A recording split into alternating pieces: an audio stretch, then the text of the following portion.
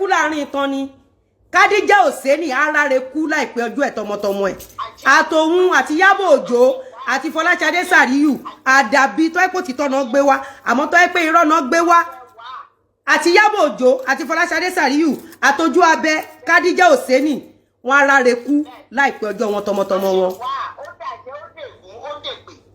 Ó dìmùlẹ̀. Tẹ́lú ìlú bá pe òjò tẹ́lú ìlú bá pe òjò àṣẹ tẹ́lú ìlú bá pe òjò Kádíjà á forí ara ẹ̀ gbé tí yímíyímí bá yímí sílẹ̀ á fàyè ẹ̀ gbé Kádíjà ó ti forí gbé kú òjijì tọmọtọmọ ẹ̀. Gbogbo bí tó bá lọ Kádíjà Òsénì àti wá àtàwọn ọmọ ẹ̀ ò ní ràánú gbà wàá fọjọ́ lọ́jọ́ kánjú kú tọmọtọmọ ẹ̀. Ìpè yìí ò wá pọ̀jù báyìí. Lizzy Anjorin ó ṣe ìpè fún Kádíjà Òsénì ojú abẹ arábìnrin tí a ń pè ní Ìyábọ̀ Òjó. Ọ̀pọ̀lọpọ̀ àwọn èèyàn tí Lizzy Anjorin fún lépè lálẹ́ àná nìyí. Ẹ fẹ́rabalẹ̀ kí ẹ wo fídíò yìí láti bẹ̀rẹ̀ títí dé ìparí. Kádíjà Òsénì òun náà ti lọ ṣe fídíò náà, ojú abẹ náà ti lọ ṣe fídíò níbi tí àwọn náà ti ń fún Lizzy Anjorin lépè. Ó yá ẹ jẹ́ ká wo fídíò náà. Olórí burúkú ọmọ òfò sórí ṣó tí mo fẹ́ ṣe fún ẹ lẹ́nìí tí mi bá unblock ẹ kò dáa ó mọ̀ dáa pa fìyà jẹ ni má jẹ́ n fìyà jẹ́ kí n unblock ibo láti wá fẹ́ lọ unblock wèrè báyìí. Oh God kí ló ń ṣe fóònù yìí gan báyìí.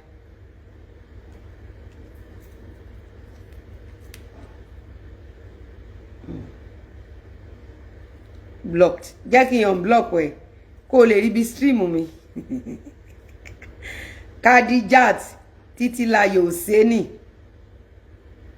Títílayọ̀ yá ẹnu kú òjijì fún ẹ o.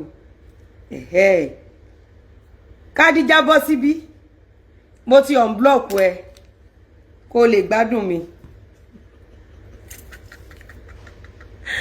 Yeyeyeyeyeyeye.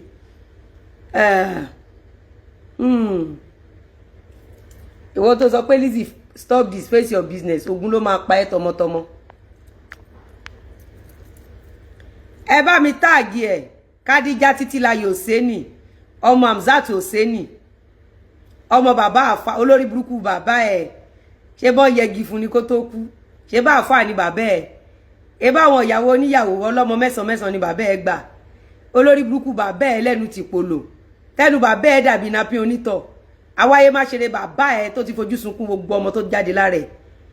Kádíjà Títílayọ̀ Òsénì fún mi lẹ́yọ kan nínú ọmọ ìyá ẹ̀ tó níláárí wọn ò lè níláárí bàbá ẹ̀ ti fi kádàrá yín gánṣẹ́ mo ń bọ̀ níbí báyìí mi ti dé ìwọ́kẹ̀.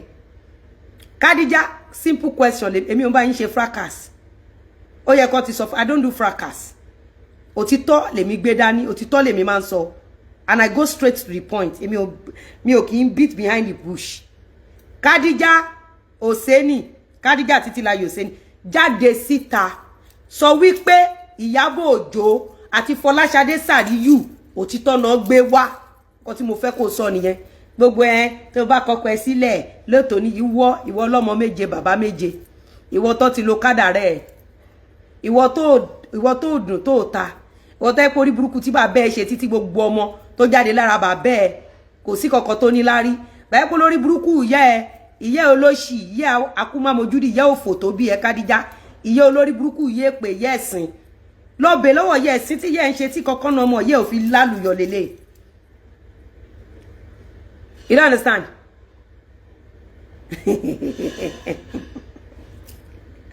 Ìwọ fẹ́ ṣe pé wàá rí èpè Kádíjà kí lórúkọ tó pè ń jẹ́ iṣẹ́ àfọ àti bàbá ẹ ṣe ó tan bàbá ẹ jẹ bàbá ẹ ò fẹ́ ìyàwó kankan ní ṣùlọ́kàrí olórí burúkú bàbá ẹ ṣé báwọn ìyàwó oníyàwó tó wá gba hàn tú lọ́dọ̀ bàbá ẹ ni bàbá ẹ ń kì kabọ̀ nídìí olórí burúkú ẹ Kádíjà ta ló kọ́kọ́ jábàálẹ̀ ẹ kí bàbá ẹ tó ṣánkú ṣé bí bàbá ẹ ló gbàbálẹ̀ nídìí ẹ àbálẹ̀ tí bàbá ẹ gbà nídìí ẹ ló fọ áńkáṣì funfun ló fi nù wọ́n lọ lò ẹ olórí burúkú ó dàbí ike ràkúnmí ọ̀tọ̀ ni ràkúnmí onígbáná ọ̀tọ̀ ni ike ràkúnmí Kadija èmi ò ń bá yín ṣe gbogbo jàtijàti tẹ simple ni simple question jáde búra pé Ìyábọ̀ Òjó àti Fọláṣadé Sàríyù wọn ò fi Lizzy gba donation òtítọ́ dẹ̀ ní Ìyábọ̀ Òjó wá fi Lizzy Anjorin gba donation òótọ́ ni Fọláṣadé Sàríyù ọmọ Kíkẹ́ lọ́mọ òótọ́ ló gbé wá sí line n tẹ́mi fẹ́ nìyẹn. You see, I don't need anything on this cyberspace. All the Yorubas community, you must make this Yoruba social media to be a better place for people to communicate for business. You don't understand? Kadija, ta ló lè mọ̀ pé lórí burúkú bàbá ẹ, ta ló lè mọ̀? Ṣebí ìyàwó mẹ́ta ni bàbá ẹ gbé sílé. Àwọn tó kù ńkọ́? O mọ yo obìnrin tó kú mọ́ bàbá ẹ lórí. Kadija ojú abẹ, ẹ wá wò gbèsè, ẹ wá wo ẹnu bàbá ẹ. Ẹ wá wo lórí burúkú, ẹ wá wo ẹnu bàbá ẹ. Wo you go explain wá sún ṣé kí ẹkún. Oh. Èmi sọ fún ẹ pé Ìyábọ̀ máa mọ̀ọ́mọ̀ máa bà ti yín jẹ́ ni. Bó ṣe rí mi yìí kéèsì mi ìbá mọ̀ pé mi ń dá sí. Torí mi lè jẹ́ kó wá forí mi képe. Ọ̀rọ̀ tí mi ìbá mọ̀. Níjọ́ tó ṣàṣà Bísí pa mi ò dá sí. Torí mọ̀ pé Bísí ló lọ bú ọmọ òòṣà. Mo ń wò ni. Ìwọ̀n bá nǹkan tí mo lè ṣe fún, mo ṣe fún. Bọ̀ pé kẹ́mi wá jáde. Because nǹkan tí mo wò ni pé tí òòṣà bá jáde tó ṣàbá lọ ń bú Àdàbí. Pé Bísí Àdàbí tẹ́kùn ló kọ́kọ́ wá fọ́mọ ẹ. You don't understand? Ìwọ tẹ́ pẹ́rùn ògùn ní ẹ tọmọtọmọ ẹ. Wàá rí èpè. Àdàbí lèmi máa fi wọ̀n ẹ́ ní ègún. Gbogbo èpè tẹ́ ń ṣe ẹ̀yin táyé yín ò da ẹ̀yin ẹgbẹ́ oníbàárà. Ẹ̀yin èpè wà lẹ́nu yín. Muhammed ọmọ ẹ wà mọ sàárì ẹ. Kadijatu Títílayọ̀ Òsénì. Muhammed ọmọ tó bí wà mọ sàárì ẹ. Gbogbo ọmọ tó tara ẹ jáde ló máa mọ sàárì ẹ. Bí Ìyábọ̀ Òjó ṣe máa mọ sàárì gbogbo ọmọ tó tara ẹ jáde ní Àdàbí. Tó bá jẹ́ pé òtítọ́ ni Ìyábọ̀ Òjó wá fi mí gba donation. Àdàbí tó ẹ́ pé òtítọ́ ni Fọlá gbé wá fi mí gba donation ló kù. You don't understand? Èmi wá jẹ́ ṣégè ìyà. Kadija olórí burúkú ọmọ. Bàbá ẹ ló kọ́kọ́ gbà bálé ẹ. Olórí burúkú ọmọ bàbá elétè tìpolò. Ẹ jẹ́ ká wò gbésí ayé bàbá ẹ díẹ̀. Àbúrò ti di born again o. Ìwọ Kadija ìwọ ní kémi fọkọ mi lẹ̀. Ìwọ Kadija ó ní kémi fọkọ tèmi lẹ̀. Ẹ bá jẹ́ kí admin ò ṣe jàre. Admin dúró pa sí kémi fọkọ tèmi lẹ̀. Tèmi bá fọkọ tèmi lẹ̀. Lèmi máa tó nísinmi. Kadija ṣé ìwọ ló fẹ́ fún mi nísinmi? Abo lórí burúkú Ìyábọ̀ Òjó tó ti ṣòfò ọmọ ẹ̀. Táyé àwọn ọmọ ẹ̀ ti bàjẹ́ lójú ẹ̀mí ẹ̀. Èyí tó ń gba donation kiri yẹn. Ẹ̀yin lẹ fẹ́ fún mi nísinmi. Wo igbe tantan lára ń ké wọlé, igbe tantan lẹ máa ké wọlé tọmọtọmọ yín. Ó mọ nǹkan kan. Simple question la béèrè Kadija. Ìyábọ̀ Òjó ń ba ayé èèyàn jẹ́ fi gba donation. Yes or no? Is a straight something. Is Ìyábọ̀ Òjó destroying innocent people in order to get donations? Yes or no? Is a straight question. Ìyẹn kọ́. Ṣé Ìyábọ̀ Òjó ń sọ òtítọ́ lórí ọ̀rọ̀ Naira Marley àti lórí family Lizzy Anjorin? Is Ìyábọ̀ Òjó telling the whole world the truth? Or Ìyábọ̀ Òjó purposely subjecting innocent people to bully for donations? Number one, Yedrobe. Why is Ìyábọ̀ Òjó using a failed bastard like her, a failed idiotic lazy bastard like her, to bring down successful hardworking people? Those are the three things. Those are the things. Why is Ìyábọ̀ Òjó bringing down successful people through the lazy bastard for donations? Kọ́tí mo bèrè nìyẹn. Ó di yẹ. Gbogbo èyí tó ń ṣe yẹn. Òtítọ́ lèmi máa fi finish ẹ. Ojú abẹ́ àwọn bẹ́gà. Bàbá ẹ olórí burúkú bàbá ẹ. Bàbá òfò. Ẹ wá wo bàbá olórí burúkú ẹ wojú bàbá. Wá wo ẹnu bàbá ẹ bó ṣe lálẹ́ bí ẹsẹ̀ ẹran. Wàá sun ẹkún ní ibi. Kadi ọmọ kẹ́ mo sọ fún ẹ láàárọ̀ yìí. Wọ́n ti bá bẹ̀rẹ̀ pẹ̀lú ẹ.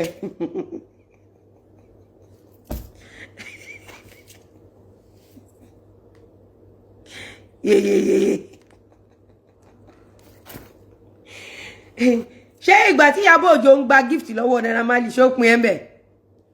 mo be ngba tí Gistlover ń gba ransom lọ́wọ́ mi ṣó pín ẹ̀ ń bẹ̀ ngba tí Ìyábọ̀ Òjó tí mo náwó fún tí mo ń jábẹ́lì tí mo ná fún ó pín ẹ̀ ń bẹ̀ ìdí tí bàbá ò ṣe ní lárí tọmọtọmọ ẹ̀ nìyẹn. Ìyábọ̀ Òjó is not a drama queen. Olórí burúkú ọmọ tó ń ba ayé èèyàn jẹ́ gba donation ni. We are not talking about drama queen. You don't understand? When we talk about drama queens, we talk about people that spend their hard hand to make the dramas, not people that pull down successful ones. You don't understand? To get donation for the failed ones. Richman Godin. Mo gbé bàbá ẹ̀ dé o. Olórí burúkú bàbá bí bàbá ẹ̀ ṣe máa ń ranjú nìyẹn. Bàbá ẹ̀ ló fi rádaràda jọ. Àwọn èèyàn ní ń ṣe ìwọ lè pè mí lẹ́nu ìwọ Kádíjà. Ìwọ tádúró ìgbà ló fẹ́ ṣe pé mo máa wọ̀n ẹ́ ní èpè ńsìn bọ̀ jẹ́ ká kọ́kọ́ gbádùn ayé bàbá ẹ̀ náà. Ayé bàbá ẹ̀ ṣe kókó nínú show tó wà ńlẹ̀. Àwọn olórí burúkú ìyá, àwọn ìyá òfò, àwọn ìyá ẹ̀sìn, ìyá èpè, ìyá àjàràbùkà, àwọn ìyá ẹ̀ mẹ́tẹ̀ẹ̀ta tán ti pawọ́pọ̀ lé ẹ lórí lókàdá rẹ̀ tó wà lóko tó roko dúró sí ó wà lájò tún gbé sájò ó rí bí kéré oko délé àwọn ìyá ẹ̀ thank God pé ó ṣá mọ̀ pé mi ò lẹ́bi ó mọ̀ pé mi ò lára ó mọ̀ pé mi wọ̀ bọ́ látọ̀ olórí burúkú Ìyábọ̀ Òjó àwọn àbí kan á máa zìbò gógóró mi yeah that you can't bring you down mo ń gbọ́ níbì kan zí mama ti ẹ̀kọ́ ni zí mama ń bí kí náà sọ náà ní kí ló sọ náà kémi fọkọ mi sílẹ̀ yẹn wọn tèmi ò bá fọkọ mi ojú abẹ wọ́n ní kí n fọkọ mi sílẹ̀ ṣé by the time tí bá máa finish pẹ̀lú ẹ̀ àwọn family member ẹ̀ orí kéèsì mi náà máa dì sóònù ẹ̀ fún wa àti Ìyábọ̀ Òjó ó lè sórí Ìyábọ̀ Òjó wá tún ẹ̀ jáde toró ìyà yẹn ti pọ̀ jù lórí ẹ̀ ohun ẹ̀ tó máa distract mi ni kò yẹ ẹ̀kọ́ tí mi sọ Ìyábọ̀ donation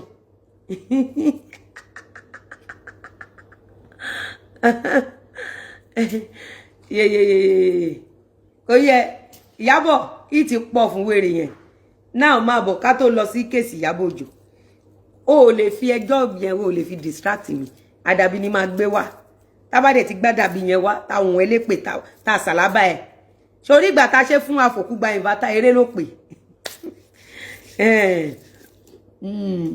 ẹ jẹ́ ká wo ojú bàbá wa Zee mama ti pè mí mò ń bọ̀ ẹjọ́ ẹ má bínú Zee mama mò ń bọ̀ Zee mama pè mí mò ń bọ̀ náà ẹjọ́ ẹ jẹ́ kọ́kọ́ gbóhùn Zee mama kí n tó máa lọ Zee mama ń bọ̀ ẹ má bínú ẹjọ́ ẹ jẹ́ kọ́kọ́ gbóhùn Zee mama náà ká tó gbádùn hello Zee mo ń gbọ́.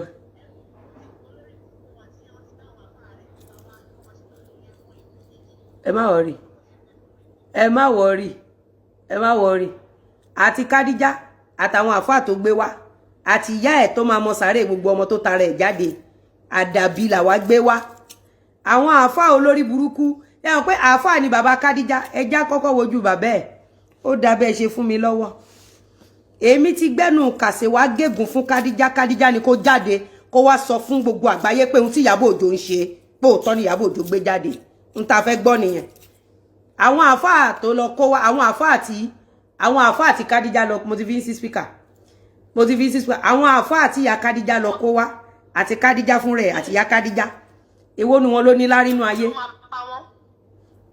ogun lákàyé ló máa fẹ́ jẹ́ Kádíjà Òsénì wẹ̀ ìyá Kádíjà Òsénì gbogbo ọmọ tó jáde lára ẹ̀ ìṣe náà máa gbé àwọn ọmọ ẹ̀dìgbàdìgbà wọ́n máa gbókó àwọn ọmọ ẹ̀dìgbàdìgbà padà lọ bá nílé ìyẹn ìyá tó bí Kádíjà kí Kádíjà dẹ̀ tó kánjú kúrò láyé àmọ́ sáré gbogbo ọmọ tó jáde lára ẹ̀ ìyẹn Kádíjà Òsénì àti Kádíjà Òsénì àti Ìyábọ̀ Òjó àti Fọláṣadé Sàríù ọmọ Kíkẹ́ lọ́mọ gbogbo wọn ló máa fọjọ́ ọlọ́jọ́ kánjú kú tọmọtọmọ wọn àdàbí tó bá jẹ́ pé òtítọ́ ni Ìyábọ̀ Òjó gbé wá síbí àti Fọláṣadé Sàríù ìyá Kádíjà Òsénì gbogbo ọmọ tó tara ẹ̀ jáde ló máa mọ sàárè gbogbo ọmọ ẹ̀ pátápátá nígbà tí kú gbóná ń bọ̀ lájúlé ọ̀run wọ́n níbo ló ń lọ ó lóun lọ kánjú pa Kádíjà Òsénì tọmọtọmọ ẹ̀ ó lóun lọ sílé ìyá tó bí Kádíjà Òsénì wọ́n ní kí ló ń lọ ṣe ó lóun lọ fi gbogbo ọmọ tó jáde lára ìyá tó bí Kádíjà Òsénì ó lóun lọ fi dá lóró ní rèwerèwe ìyá tó bí Kádíjà Òsénì tó ń pè lójú abẹ lórí TikTok bó bá bí gbọmọ mọ sáré gbogbo àwọn ọmọ ẹ̀. àṣẹ o abẹ́rẹ́ náà ló máa pa wọ́n abẹ́rẹ́ ló máa pa wọ́n. ṣé o mọ̀ pé jálajàla ni tewé ọ̀gẹ̀dẹ̀. bẹ́ẹ̀ni. ìró òbò a máa ráre kú láàrin ìtàn ni Kádíjà Òsénì á ráre kú láìpẹ́ ọjọ́ ẹ̀ tọmọtọmọ ẹ̀ àtòun àti Ìyábọ̀ Òjó àti Fọláṣadé Sàríyù àdàbí tó ẹ́ pò títọ́ náà gbé wá àmọ́ tó ẹ́ pé irọ́ náà gbé wá àti Ìyábọ̀ Òjó àti Fọláṣadé Sàríyù àtọjú abẹ Kádíjà Òsénì wọn ara rẹ̀ kú láìpẹ́ ọjọ́ wọn tọmọtọmọ wọn. ó dìmùlẹ̀. tẹ́lú ìlú bá pe òjò tẹ́lú ìlú bá pe òjò àṣẹ tẹ́lú ìlú bá pe òjò Kádíjà á forí ara ẹ̀ gbé tí yímíyímí bá yímí sílẹ̀ á fàyè ẹ̀ gbé Kádíjà ó ti forí gbé kú òjijì tọmọtọmọ ẹ̀. gbogbo bí tó bá lọ Kádíjà Òsénì àti wá àtàwọn ọmọ ẹ̀ ò ní ràánú gbà wàá fọjọ́ lọ́jọ́ kánjú kú tọmọtọmọ ẹ̀.